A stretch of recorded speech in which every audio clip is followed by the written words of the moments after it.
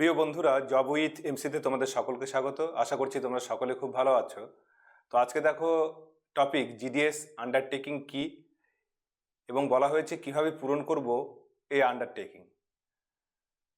GDS সম্পর্কিত এটি কিন্তু আমার দ্বিতীয় ভিডিও। এর আগে জিডিএস অর্থাৎ গ্রামীণ ডাক সেবক, এখান থেকে আমি একটি ভিডিও তোমাদেরকে দিয়েছিলাম। আজকে একটি গুরুত্বপূর্ণ ভিডিও, যেটা জিডিএস আন্ডারটেকিং বিষয়ে। তো এখনো পর্যন্ত কিন্তু আমাদের যে মেরিট লিস্ট সেটা কিন্তু প্রকাশিত হয়নি, এবং মেরিট লিস্টে যাদের নাম থাকবে তাদের সবচাইতে গুরুত্বপূর্ণ বিষয় এই জিডিএস আন্ডারটেকিং। তো আন্ডারটেকিং শব্দটির অর্থ হলো কি? অঙ্গীকার বা প্রতিশ্রুতি। তুমি যে চাকরিতে জয়েন করবে বা যে পোস্টে তুমি জয়েন করতে ইচ্ছুক, তার আগে কিছু আন্ডারটেকিং তোমাকে অবশ্যই দিতে হবে। মেরিট লিস্টে নাম থাকলেই যে তুমি চাকরি পেয়ে যাচ্ছ তা কিন্তু অবশ্যই নয়। তো আজকে এই আন্ডারটেকিংগুলো কি কি রয়েছে এবং কিভাবে আমরা পূরণ করব সে নিয়ে আমাদের ছোট্ট একটা ভিডিও। তো ভিডিওটি না টেনে শেষ পর্যন্ত দেখবে বলে আশা রাখছি। তো চলো শুরু করছি ভিডিওটি। প্রথমে তোমাদের বলে রাখি, তোমাদের 4টি আন্ডারটেকিং কিন্তু দিতে হবে। তো প্রথমে দেখো অ্যানেক্সার 6, এখানে যেটা আমাদের অঙ্গীকারবদ্ধ হতে হবে। এখানে তোমার নিজের কিন্তু নাম লিখবে। এবার ধরে নিচ্ছি ক্যান্ডিডেট রাহুল রায়, ঠিক আছে? তাহলে এখানে আমরা কি লিখব? রাহুল রয়। সান অফ ধরে নাও রতন রায়, যেভাবে ফিল আপ করবে। Hereby undertake to declare that I will be able to use smartphone, laptop, handheld device supplied by the department from the first day of engagement. এবারে হতেই পারে কেউ মহিলা ক্যান্ডিডেট, তাহলে সেই ক্ষেত্রে কি হবে? সেই ক্যান্ডিডেটের নাম লিখতে হবে, ঠিক আছে? Daughter of. আবার পাশাপাশি হতেই পারে যে ওয়াইফ অফ, তাহলে সেই ক্ষেত্রে কার স্ত্রী, হাজব্যান্ডের নাম কিন্তু লিখতে হচ্ছে। Hereby undertake to declare that I will be able to use smartphone, laptop, handheld device supplied by the department from the first day of engagement. অর্থাৎ চাকরির প্রথম দিন থেকেই আমি এই যে জিনিসগুলোর কথা, অর্থাৎ স্মার্টফোন সে চালাতে পারছে বা ল্যাপটপ চালাতে পারে, অথবা যে কোনো ডিভাইস। কারণ তোমরা লক্ষ্য করে দেখবে, ধরে নাও পেট্রোল পাম্প, সেখানে কিন্তু দেখো তাদের কাছে যে হ্যান্ডহেল্ড ডিভাইস দেওয়া থাকে টু কালেক্ট মানি, পেমেন্ট নেওয়ার জন্য, সেই রকম যে কোনো ধরনের ডিভাইস কিন্তু ডিপার্টমেন্ট থেকে দেওয়া থাকতে পারে। কারণ তোমাদের কাজটা কিন্তু এখানে সবসময় যে পোস্ট অফিসে বসে থাকা সেটা অবশ্যই নয়। তো সেই জন্য বিভিন্ন পাড়ায় হোক অথবা শহর এলাকায় যদি সেই পোস্ট অফিস থাকে, তার বিভিন্ন জায়গায় যেখানে যেতে হবে বা প্রয়োজন রয়েছে, এবং তোমাকে যে হ্যান্ডহেল্ড ডিভাইস দেওয়া হবে সেটা কিন্তু চালাতে তোমাকে সক্ষম থাকতে হবে। সেখানে কালেকশন হোক অথবা সেই রিলেটেড যা কিছু বিষয় থাকছে, তোমার পোস্ট অনুযায়ী, সেটা বিপিএম যদি হয়ে যায় সেটা ব্রাঞ্চ পোস্টমাস্টার, এবিপিএম অর্থাৎ অ্যাসিস্ট্যান্ট ব্রাঞ্চ পোস্টমাস্টার, অথবা জিডিএস যেটা গ্রামীণ ডাক সেবক। তাহলে এই জিনিসগুলো আমি চালাতে পারি, সেটা কিন্তু আন্ডারটেকিং দিতে হচ্ছে। এবং সেটা কখন দিতে হবে? যখন তোমার মেরিট লিস্টে নাম থাকবে তারপরে।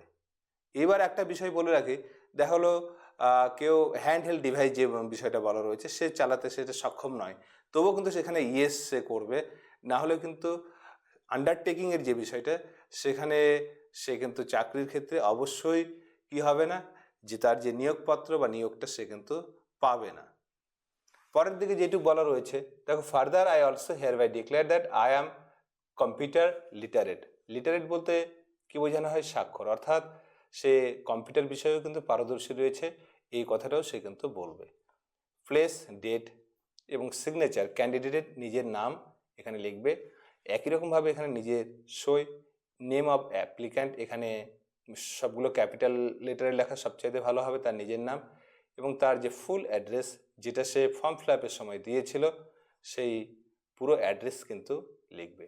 তাহলে এটা কিন্তু প্রথম যে আন্ডারটেকিং সে বিষয়ে বলা হলো। পরের যে ডিক্লারেশন রয়েছে অ্যানেক্সার 7, দেখো একই রকমভাবে এখানে কি করবে? ক্যান্ডিডেটের নাম আমি বলেছিলাম, ধরে নিচ্ছি রাহুল রয়, ঠিক আছে? Rahul Roy, son of Ratan Roy, hereby declare that I am able to ride bicycle for performing my duty as a GDS BPM, ABPM, Dak সেবক। যে পোস্টগুলোর জন্য আমি অ্যাপ্লাই করেছি বা যে পার্টিকুলার পোস্টের জন্য আমি অ্যাপ্লাই করেছি, আমি কি ঘোষণা করছি যে আমি কি করতে পারি, I am able ride bicycle, অর্থাৎ সাইকেল চালাতে আমি পারি বা পারদর্শী। Further I also hereby declare that, তাছাড়া আমি আরও ঘোষণা করছি, I have knowledge of riding scooter or motorcycle, scooter অথবা মোটর সাইকেল চালাতেও কিন্তু আমি কি রয়েছি, অভ্যস্ত রয়েছি বা সেটা আমার জানা রয়েছে। এটি কিন্তু অ্যানেক্সার 7-এ তোমরা পাবে এবং ঠিক একই রকমভাবে আমি যেমনটি বলছি এরকমভাবেই কিন্তু তোমাদের কি করতে হবে, ফিল আপ করতে হবে। এখানেও সিগনেচার, নেম অফ অ্যাপ্লিক্যান্ট এবং অ্যাড্রেস লিখতে হবে। পরের যে ঘোষণাপত্র বা অঙ্গীকার আমরা করছি, একই রকমভাবে নিজের নাম তোমরা লিখছো, নিজের নাম, সান অফ, আবার একই রকম বলছি যে ডটার অফ হতেই পারে মহিলা ক্যান্ডিডেট, আবার সে যদি কি হয়, বিবাহিত হয়, সেই ক্ষেত্রে ওয়াইফ অফ, অর্থাৎ এখানে হাজব্যান্ডের নাম। Hereby undertake to declare that, কি ডিক্লারেশন দিচ্ছি, I will have other sources of income beside the TRCA and allowances to be paid by the government to support livelihood for myself and my family in the event of my engagement to the post of Gramin Dak Sevak BPM, ABPM Dak Sevak। এখানে কিন্তু তোমাদের কিন্তু একটা অন্য যে ইনকামের source তোমার রয়েছে সেই কথা এখানে কিন্তু বলতে হবে, কারণ এখানে তোমাদের কাজটি কিন্তু কি একটা টাইম রিলেটেড। কারণ TRCA যেটাকে বা যার পুরো অর্থ হলো কি টাইম রিলেটেড কন্টিনিউটি অ্যালাউন্স, পুরো অর্থটা টাইম রিলেটেড কন্টিনিউটি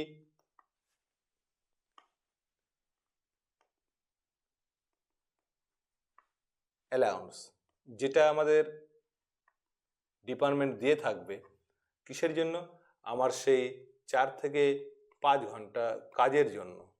আর এটা কিন্তু মাথায় রাখবে, এটা কিন্তু তোমাদের অবশ্যই কি পোস্ট নয়, নট আ পার্মানেন্ট পোস্ট।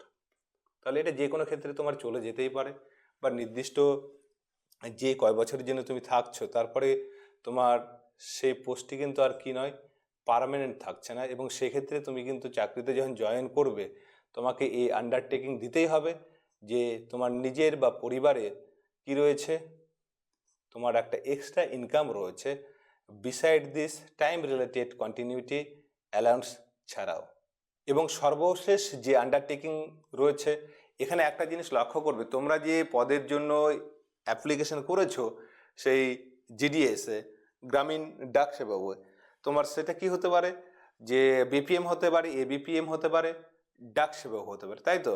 তো এখানে তুমি যে সমস্ত তথ্যগুলো দিয়েছো, কি কি তথ্য হতে পারে, অবশ্যই এখানে নিজের নাম লিখছো, ঠিক আছে, নিজের নাম, এবং এখানে বাবার নাম হতে পারে।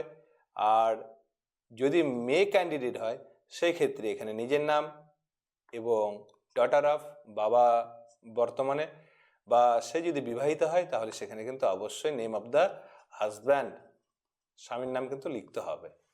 তো এখানে তুমি যে সমস্ত অঙ্গীকার দিচ্ছ, কি কি বলছো, এজ, বয়স, ঠিকানা, তোমার যে শিক্ষাগত যোগ্যতা, কম্পিউটার নলেজ, EWS, ঠিক আছে, ইকোনমিক্যাল উইকার যে সেকশন বা PWD, কাস্ট এটসেট্রা, এই যা কিছু তুমি ফর্ম ফিল আপের সময় দিয়েছো, on the basis of which I am applying for the post of GDS BPM, ABPM, Dak Sevak আর true to the best of my knowledge, and believe I also undertake that in case any detail submitted by me is found to be false at any stage of engagement process, during engagement my candidature অর্থাৎ আমার পদপ্রার্থী shall be liable to be rejected against all the vacancies applied for or after my engagement. I shall be terminated under GDS conduct and engagement rules. I also understood that I shall be liable for criminal legal action for producing any false details or document etc. এখানে দেখো যে যে বিষয়গুলো বলা রয়েছে, তুমি বয়সের পাশাপাশি তোমার নিজস্ব ঠিকানা, শিক্ষাগত যোগ্যতা, কম্পিউটার যে তোমার জ্ঞান, পাশাপাশি তোমার কাস্ট সার্টিফিকেট বা ইডাব্লিউএস যা সমস্ত বিষয় তুমি দিয়েছো সব কিছু কিন্তু তুমি কি দিয়েছো, সত্য দিয়েছো। এবং এগুলো যদি কোনো ক্ষেত্রে ভুল দেওয়া থাকে তোমার দ্বারা, তাহলে তোমার যে পদপ্রার্থী বা তুমি যে অ্যাপ্লাই করেছো, অ্যাপ্লিকেশন করেছো বা যে পোস্টের জন্য অ্যাপ্লিকেশন দিয়েছো, সেটা পরবর্তীতে হোক বা সেই প্রসেস চলাকালীন হোক, তোমার কিন্তু সেই পদপ্রার্থী সেটা কিন্তু বাতিল হবে।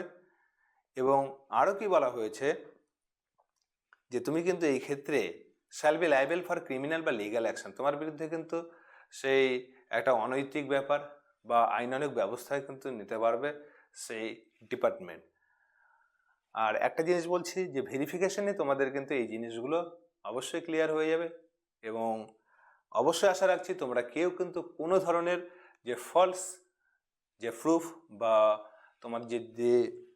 তোমাদের যে টেস্টিমোনিয়ালস সেটা কিন্তু তোমরা দাওনি, সে বিষয়ে তোমরা নিজেরা অবশ্যই নিশ্চিত। এই ক্ষেত্রে একটা জিনিস মাথায় রাখবে, আগে যেমনটি আমরা place, date, signature, name of applicant এবং অ্যাড্রেস, এটা যেন বাদ না পড়ে, একই রকমভাবেই কিন্তু লিখতে হবে। তো প্রিয় বন্ধুরা, জিডিএস এর মেরিট লিস্ট এখনও পর্যন্ত কিন্তু প্রকাশিত হয়নি। তো যারা মেরিট লিস্টে ডাক পাবে, তোমাদের সেই ডকুমেন্ট ভেরিফিকেশন হবে। ঠিক তার পরবর্তী পর্যায়ে কিন্তু তোমাদের কি থাকছে, এই যে আন্ডারটেকিংগুলো, এটা কিন্তু তোমাদের কি করতে হবে, অবশ্যই খুব সুন্দরভাবে ফিল আপ করতে হবে। তাহলে 4টি বিষয় নিয়ে আমাদের এখানে মেনলি বলা রয়েছে। সেই বিষয়গুলো আবারও একবার আমি বলে দিচ্ছি তোমাদেরকে, যে সর্বপ্রথম আমরা কি দেখলাম, যে তুমি যে কোনো ধরনের ইলেকট্রনিক ডিভাইস রিগার্ডিং এই পোস্ট সম্পর্কিত, সেখানে ল্যাপটপ, মোবাইল অথবা হ্যান্ডহেল্ড ডিভাইস সে চালাতে তুমি সক্ষম। তুমি সাইকেল চালাতে পারছো, পাশাপাশি কি করতে পারছো বলা রয়েছে যে তুমি স্কুটার হোক অথবা বাইক হোক, সেটাও তুমি কিন্তু চালাতে সক্ষম রয়েছে, এই অঙ্গীকার তুমি দেবে। এই ক্ষেত্রে মনে হতে পারে যে হয়তো আমার স্কুটার নেই বা বাইক নেই বা আমি চালাতে পারি না, এগুলো থাকলেও তবুও কিন্তু চাকরির জন্য তোমাকে কিন্তু অবশ্যই ইয়েস অপশন হিসাবেই এগোতে হবে। কারণ পরবর্তীতে এই জিনিসগুলো তোমার শিখে নেওয়ার ব্যাপার থাকবে এবং তোমাকে কিন্তু এই কথাগুলো বলতে হবে। কারণ তোমার যে কাজ, সেই বিষয়টা সবসময় পোস্ট অফিসে নাও হতে পারে, ঠিক আছে, তোমাকে বিভিন্ন এলাকায় যেতে হতে পারে, সে তোমার সেই পোস্ট সম্পর্কিত বিষয়ে বিভিন্ন ধরনের কাজের জন্য অথবা সেই জনগণের সেবার জন্য তোমার যে সমস্ত কাজ রয়েছে সেই কাজগুলো করার জন্য তোমাকে কিন্তু অবশ্যই অঙ্গীকারবদ্ধ হতে হবে। এবং ফর্ম ফিল আপের সময় তুমি যে যে বিষয়গুলো দিয়েছো, আমি একটু আগেও বলেছি, সেগুলো অবশ্যই ট্রু টু ইয়োর নলেজ, তোমার জ্ঞানতা সেগুলো অবশ্যই সত্য, এই বিষয়টা কিন্তু তোমাকে দিতে হবে। আর একটা বিষয় রয়েছে, যেহেতু এটা একটা আমাদের কি পার্ট টাইম জব, 4 থেকে 5 ঘন্টা আমাদের কি করতে হচ্ছে, কাজ করতে হচ্ছে 4 থেকে 5 ঘন্টা। এবং সেখানে আমাদের যে স্যালারি আগেই বলা রয়েছে, সেটা ছাড়াও বা সেটা দেখো আমার কিছুদিন পরে আমি আবার দাবি করছি যে না এটা আমার পার্মানেন্ট জব, সেটা কিন্তু হচ্ছে না। তো সেই ক্ষেত্রে তোমার কিন্তু একটা অন্য কি রয়েছে, সোর্স অফ ইনকাম রয়েছে, এই বিষয়টাও তুমি কিন্তু কি করছো, আন্ডারটেকিং দিচ্ছ। তো আশা করছি ভিডিওটি তোমরা না টেনে শেষ পর্যন্ত দেখেছো। ভালো লাগলে অবশ্যই লাইক, কমেন্ট ও শেয়ার করবে। সঙ্গে থাকার জন্য অসংখ্য ধন্যবাদ।